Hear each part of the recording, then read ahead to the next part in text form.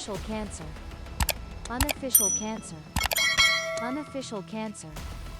Perhaps they don't truly understand what cancer. Perhaps they don't truly understand what cancer. Yet unconsciously, fear has an out. Yet unconsciously, fear has an out. Hiding the extreme fear. Hiding the extreme fear. But we seem quite powerless against cancer. Current cancer treatment methods all have low success rates, depend on many external factors, and some lead many health complications. However, in the spring of 2023, a strange event occurred at the bioengineering laboratory at Stanford University. People unexpectedly discovered a new in cancer treatment. The truth remains unclear how miraculous it is, but this information has made many people as if finding light at the end of the tunnel. They continue to fight bravely every day, fighting daily while waiting for scientific advancements to save their lives in the near future. Have humans found a cure for cancer?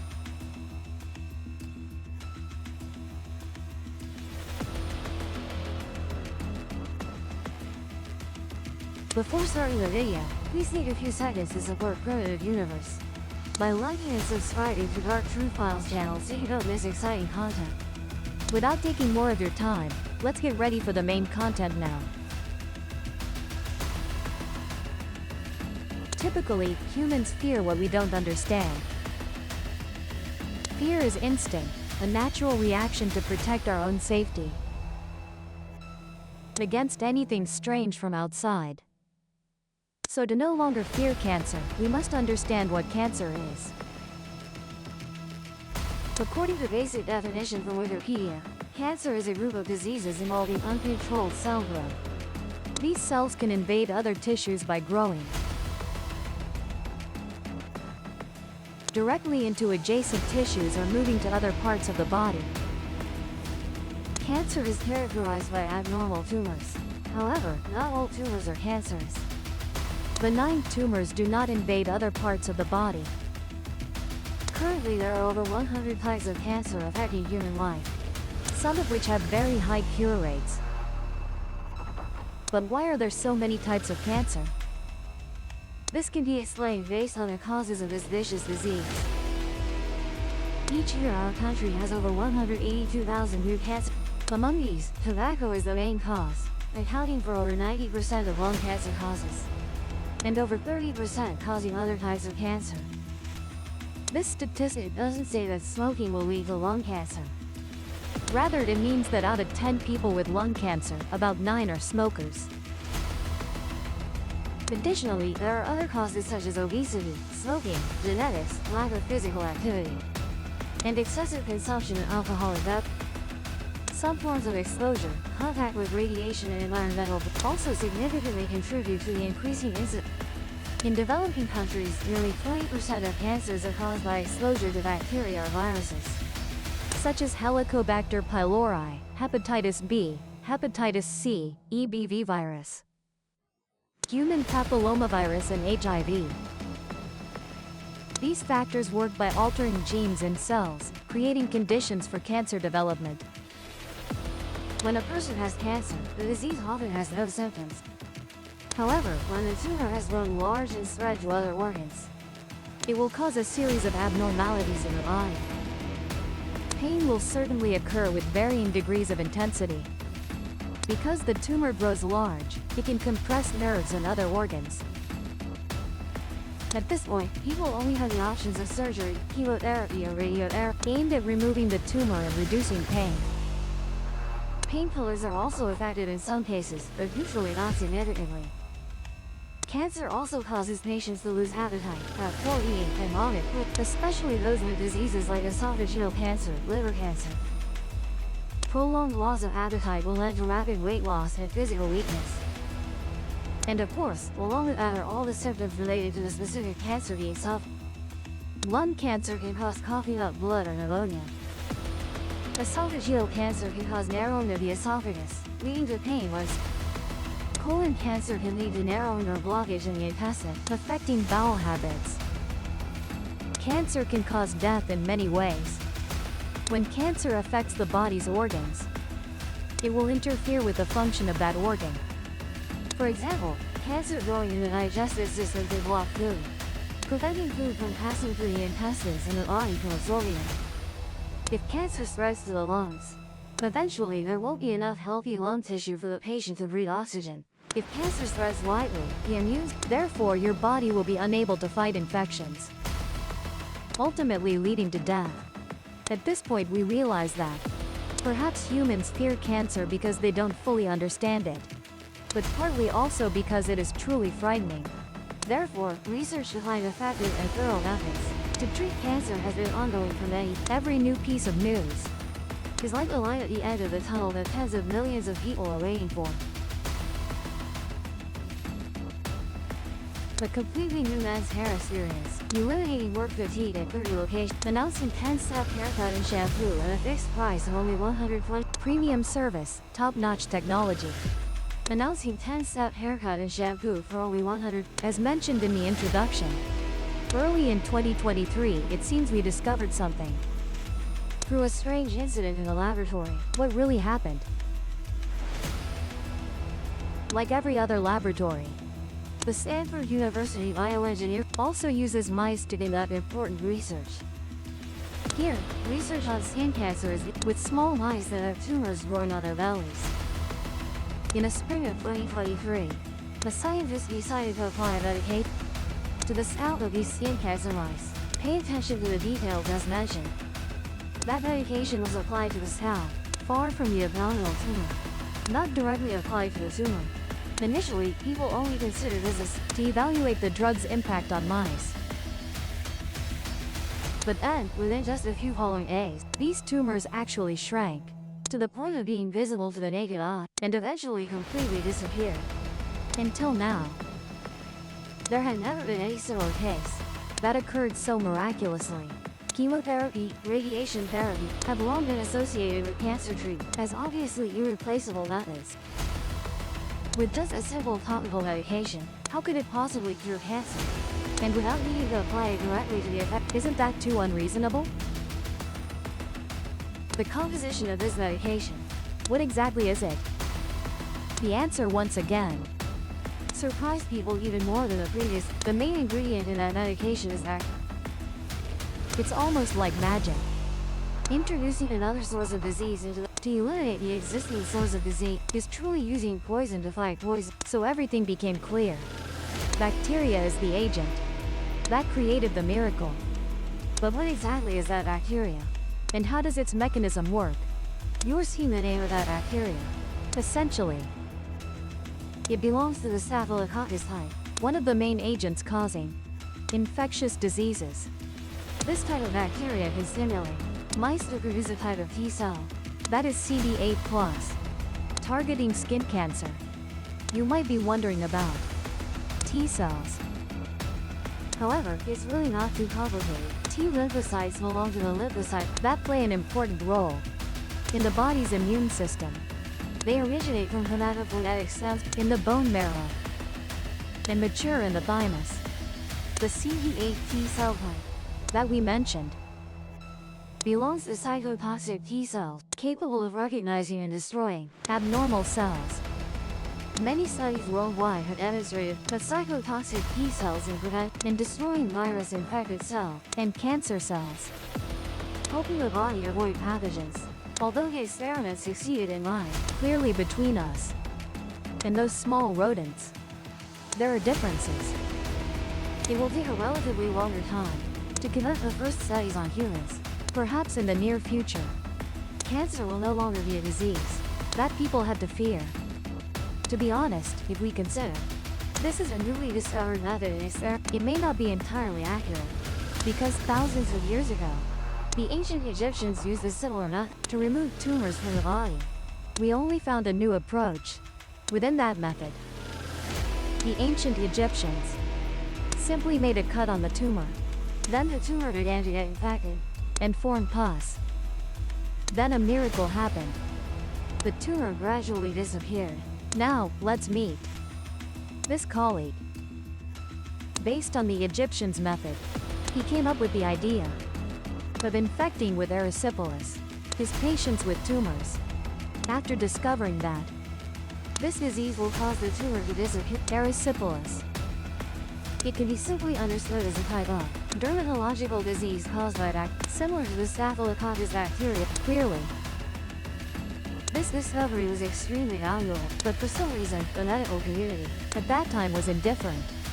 They had no interest in the fact that a common skin disease could cure cancer. This is one of the most important centers of a community.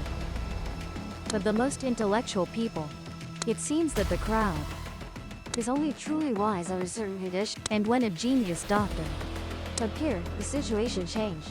He was William Coley. In 1891, when Coley was still a new doctor, like everyone else, he always had a progressive spirit and wanted to improve his abilities. Coley often reviewed old cases and noticed a very special patient. There was a patient who had completely recovered cancer after an unusual high fever without any further treatment. The medical record stated that the patient's name was Fred Stang, had a tumor in his neck. This is a type of cancer called sarcoma. This tumor could be removed, but not completely eliminated. After a while, it would grow back. One day 7 years earlier, Stang came to the hospital again to have the tumor removed. Unexpectedly, the situation took a turn during his hospital stay. He suffered from a severe high fever. Fortunately, Stang was young, 13 to 14 years old. After the fever, he was finally discharged. Originally, this was just a normal medical, but a small line on the medical record caught Coley's attention. It said, "This high fever is caused by erysipelas." During Stang's high fever, the tumor has significantly shrunk.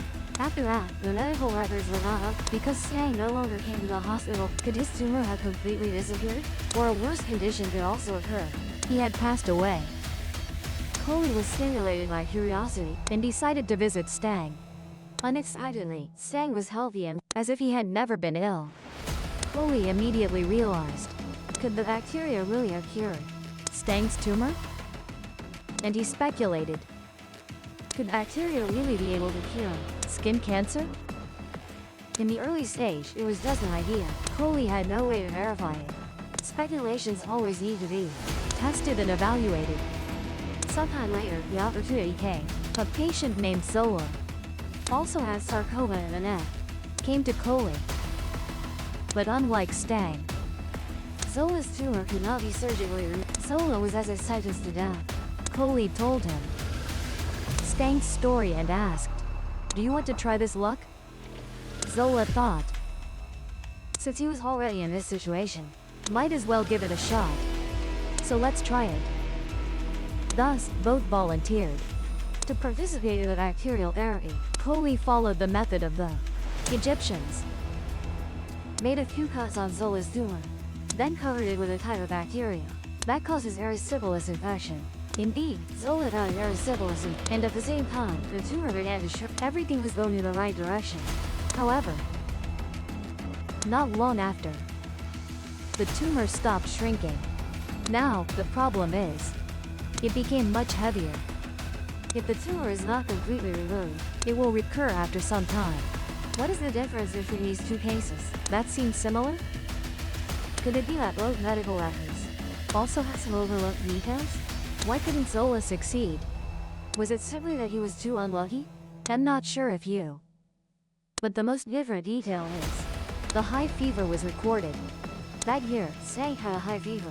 But in Zola's case, since it was the first time, Coley did not apply many bacteria to it. So Zola only had a mild infection and no high fever. It seems things weren't as difficult as Coley thought. Just increase the dosage, then no one would lose their lives. Just increase the dosage, then everything would be resolved. This time it was really different. 1 hour later, Zola started having a high fever, reaching 41 degrees, lasting for within just 2 weeks. All the tumors on Zola's neck completely disappeared. For the next 8 years, Coley continued to follow the medical record. Zola was also very confident. Finally, the tumor did not recur. The successful experiment made Coley very happy. In the next 2 years, he treated 10 patients using similar methods, but unfortunately, the results of the experiment this time were not ideal. Only a few patients showed signs of tumor regression. Some patients developed high fever, but the tumors still didn't improve. Some patients didn't get fever, no matter how high the dosage was. 4 patients couldn't withstand the high fever due to weak physical condition. They eventually died. With a genius brain, still cannot defeat the small tumors after the failures. Colley also had some doubts, but never lost faith in the fact that bacteria could actually cure diseases through testing if both high and low doses did not yield the desired results. Then there is only one reason to explain it. That is, the treatment dosage must be for each specific case. You need to understand that once bacteria enter the body, they multiply so rapidly that it becomes they do not listen to you. So, is there a way to prevent bacteria from growing? Yes, there is. Bacteria that cannot multiply can only be dead bacteria. The structure of that bacteria remains intact, so the body's immune system can still recognize and destroy them as external invaders. The patient will still develop a high fever with this thought. Colley used heat-inactivated bacteria to replace live bacteria. This method indeed proved effective. Because the dosage is easy to control, Colley gradually accumulated size. More and more patients were cured by him. Colley became famous and was praised as a rising star in the field of cancer treatment. And the miraculous bacterial drug he invented also got its own name, Colleytocin. Pharmaceutical companies quickly came in and proposed cooperation in mass-produce Colleytocin. Some doctors were even willing to use his drug to treat patients. Just when the future was becoming bright, the UN Association spoke up and called a halt, saying that the treatment method, whether this is effective or not, requires further research. Why is that so? Could it be that they are hiding the talent like Colley? In reality, Colley's method still has many shortcomings. We can clearly see that through 3 major issues that the scientific community raised for him. First, we say that Colley's medicine can cure cancer. This is completely accurate, but on what theoretical basis is that? You can use it in a few cases, but to turn it into a complete mechanism, broad and convincing to most people, it must adhere to medical theoretical foundation or be a sliding scale. Colley himself also thought about this issue and believed that either the bacteria's toxin cell cancer cells or the high fever caused by bacteria makes the human body react to expel tumors. Colley only knew that his medicine worked well, but hadn't truly studied deeply in theory. So this question cannot be answered. Second, because a genius author did not have a treatment therapy.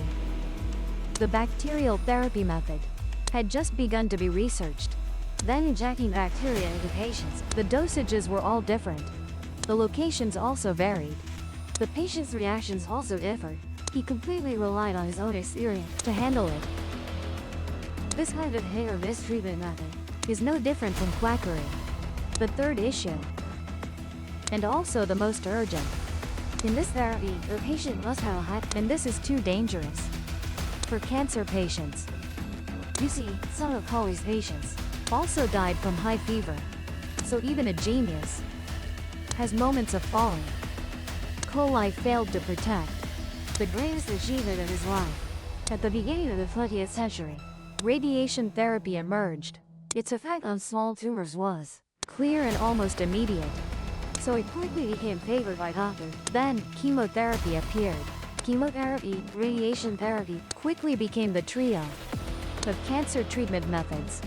Colley's bacterial therapy gradually faded into oblivion. However, there was one person who never forgot. That was Helen, Colley's daughter.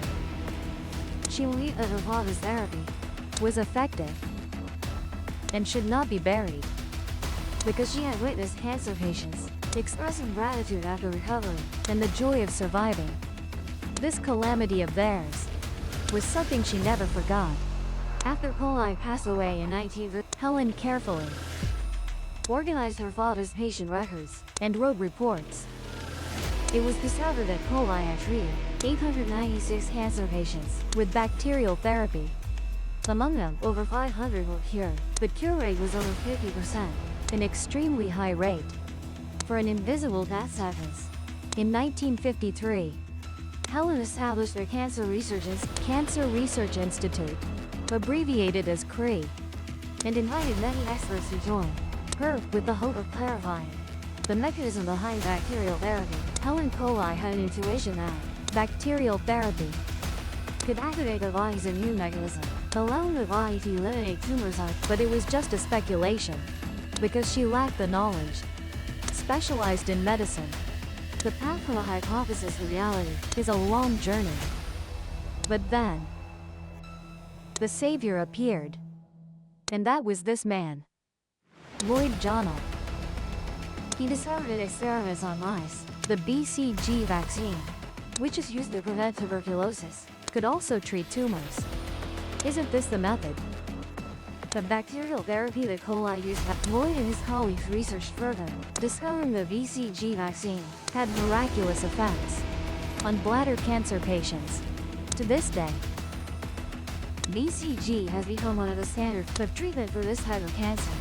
Not stopping there, they discovered a virus named EBV was effective in treating nasopharyngeal cancer.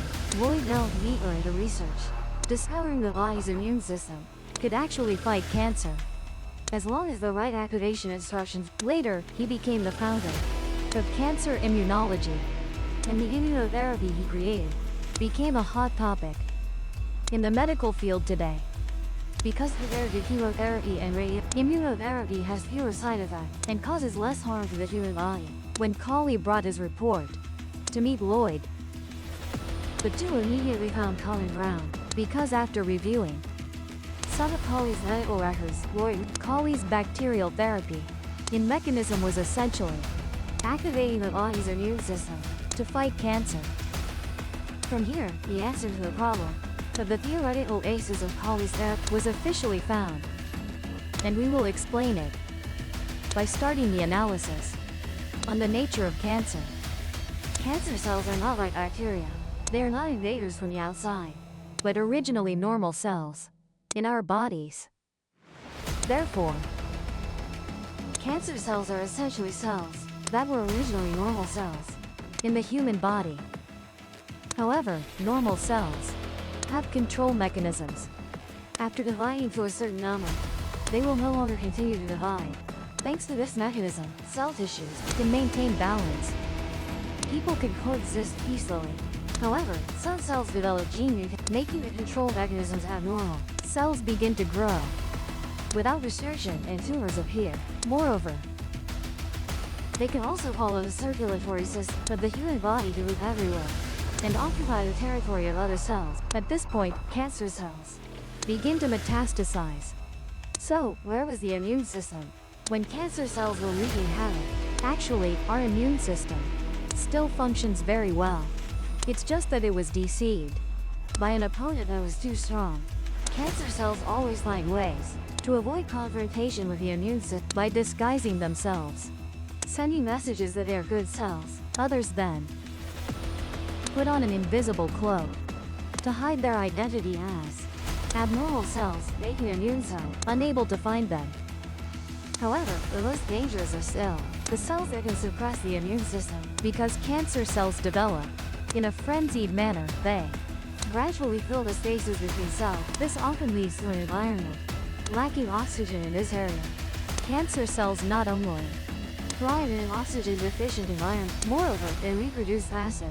But immune cells cannot. They will weaken, fall into a dormant state, and cannot do anything else. However, this battle will change when bacteria join. After bacteria invade, they not only attack cancer cells, but also awaken the immune cells that were suppressed. Why do these immune cells listen to the bacteria? Because in the eyes of the human immune system, the threat from bacteria is much greater than cancer cells, since this is clearly an invader, especially when infected with fever. It's like a command from the body, forcing all cells in the immune system to act to destroy all invaders. In this way, even the immune cells that are sleeping initially at the tumor boundary will also be awakened and activated. In that process, cancer cells will also be destroyed. This is the theoretical basis. That is E. coli bacterial therapy. After understanding all this, scientists have a bold idea. As long as we properly control the body's immune system and are not deceived by cancer cells, then cancer will no longer be an incurable disease.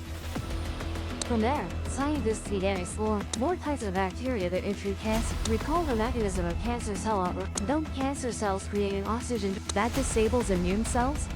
This means we need a type of bacteria that can operate in an anaerobic environment, and scientists proposed an A. Clostridium. Clostridium can only survive in oxygen. It even likes to eat cancer cells and has the ability to destroy cancer cells. The environment inside the tumor is very suitable for them. Therefore, cancer cells can easily take root, grow, and reproduce. As mentioned, bacteria are formidable, affecting cancer cells. When the number of Clostridium increases, the dormant immune cells in a tumor will awaken remotely, and cancer cells will be eliminated. They can easily take root, grow, and reproduce, but cancer cells cannot easily take root and reproduce. Therefore, cancer cells can easily take and reproduce. When the number of Clostridium increases, the dormant immune cells in a tumor will quickly awaken and begin action, sweeping away cancer cells.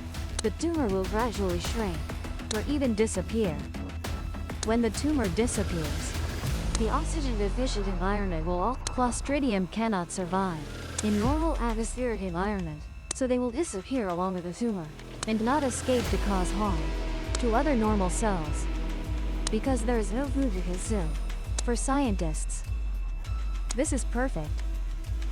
Clostridium only activates when there's. So what to do with metastatic cancer cells? How does Listeria solve this problem? In the immune mechanism, phagocytes will swallow infected cells, destroy them, and analyze the reason why the cells were infected and what the pathogen is. When the cause of the disease is found, it sends the information to the collected immune. This information is the antigen, helping the immune system recognize and destroy the remaining pathogens in the Listeria has a special ability. That is when swallowed by phagocytes, it does not die. Even it reproduces from inside, then escapes, destroying that phagocyte. Phagocytes cannot digest it, so cannot collect information. Therefore, the body cannot destroy it. Thanks to this unique characteristic, scientists have devised a solution. They modified it slightly, turning it into a small vehicle, carrying cancer antigens, then introduced it into the human body. After phagocytes swallow Listeria, although still unable to digest it, they can acquire the cancer antigens that scientists have attached. Listeria will continue to divide within phagocytes. Phagocytes will continue to acquire cancer antigens. In this way, the body's immune system will be fully activated to hunt down cancer cells. This seems like a perfect plan. However, Listeria is also a type that is very dangerous. Can be fatal if not properly controlled by entering the body. In a clinical trial, 15 cervical cancer patients treated with Listeria therapy showed quite good results. The remaining 6 patients, but 2 of those patients had strong immune responses. How to minimize the toxicity of Listeria and reduce the risk remains a headache for scientists. In summary, the miracle that occurred on experimental mice in spring 2023 helps us discover a new way to treat cancer based on the theoretical foundation of existing therapy. We learn about a type of bacteria that can fight cancer and how to use it effectively rather than achieving success in obtaining a specific therapy applicable in all cases. The bacterial therapy that County Lee developed truly has great significance for science, as well as become the life for many patients. However, the mortality rate it causes is clearly, and this in the medical field, is considered extremely taboo. Each type of bacteria has different effects, as well as different risks. Some scientists are even researching the possibility of using them as cancer vaccines. Perhaps in the near future, cancer will be conquered with just a single vaccine dose. In the past few decades, Many scientists have developed immunotherapy, particularly in the field of cancer treatment, since the 2018 Nobel Prize in Medicine was awarded to two immunologists. Immunotherapy has become an emerging trend in the medical field. Although the small beginning at Stanford cannot create a great road, but I always believe that the journey of 1,000 miles begins with small steps. Cancer is a part of us. Defeating cancer is also defeating us. Hopefully, humanity can realize this in the not-too-distant future. Do you believe that one day, cancer will be just like any other common disease? But the tireless efforts of humanity throughout the centuries, will they be adequately rewarded or not? There have been many predictions, prophecies about us successfully developing a drug, specifically against cancer, and I believe it is gradually becoming a reality. Thank you for your companionship and support in today's video. Hello and see you in the next productions, The Primitive Universe. Wishing everyone a good day. Please subscribe to the Dark Truth Files.